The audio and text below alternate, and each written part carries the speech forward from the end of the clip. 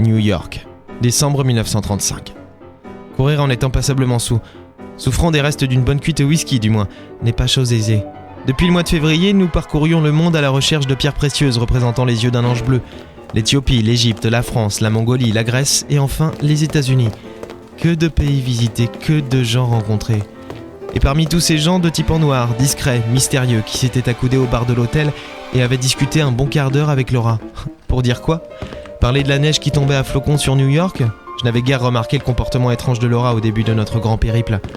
À vrai dire, je n'y avais même pas fait attention, pensant que c'était un trait de son caractère, un caractère aussi fort que du mauvais café. Mais en réalité, cela allait bien plus loin. Où ? Aucune idée encore, mais j'espérais bien obtenir une réponse claire et précise en titubant rapidement dans les couloirs de l'hôtel à la poursuite de cette chère Laura. Laura ! Buxley, ne criez pas, il y a des gens qui dorment ici. Une porte s'est ouverte, laissant apparaître le visage défait d'un petit vieux tout rabougri.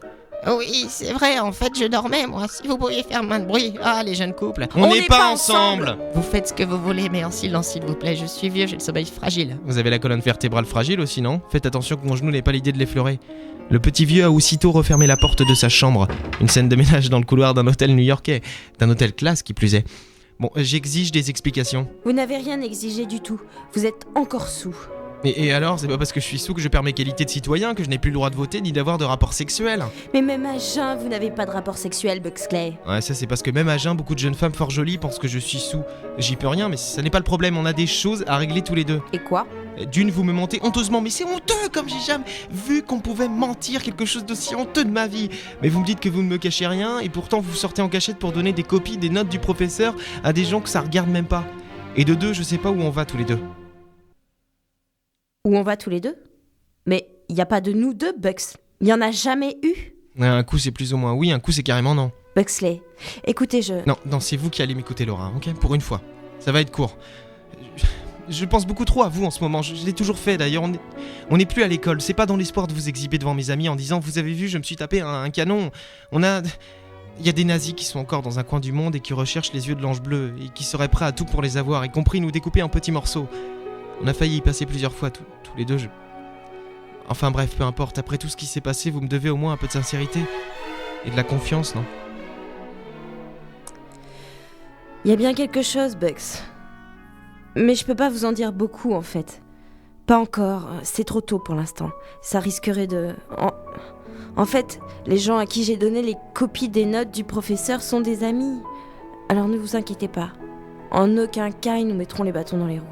Bien au contraire. Mais c'est qui ? Bonne nuit, Buxley. Laura. Bux, ce que vous avez dit à propos des pensées. Laura, allez pas vous coucher, faut qu'on parle. Non, rien. Laissez tomber. Bonne nuit, Buxley. Nous avons une dure journée demain matin. Ouais, ça nous changera.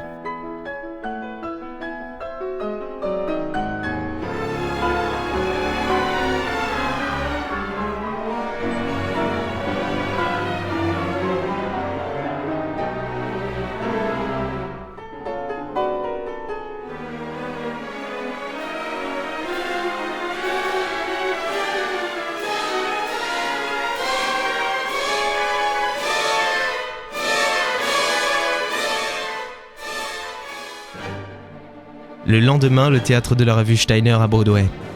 All even we need my stories coming now. All these things remind Missotoul, en rythme, mon Dieu.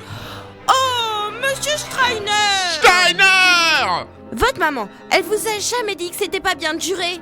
Ma mère est morte du temps de son vivant. Elle ne vous aurait guère aimé de toute façon. Normal, elle est juive. Oh, une Irlandaise antisémite, ça m'aurait étonné. Tiens, quelqu'un d'autre veut faire une remarque antisémite ? Allez-y, puisqu'on y est. Allez, défoulez-vous ! Personnellement, moi je m'abstiendrais. George Gershwin s'était penché vers moi, un sourire illuminant son visage. Debout face à la scène, Steiner écartait les bras en signe de croix, le texte de son spectacle dans une main, ses cheveux en vrac sur son petit crâne. Et sur la scène, des danseuses entouraient Charlène O'Toole, la protégée du mafieux Tony Marchetti, et par conséquent, la vedette imposée de la prochaine revue Steiner. On n'a aucune chance, aucune, de concurrencer les Siegfried Follies.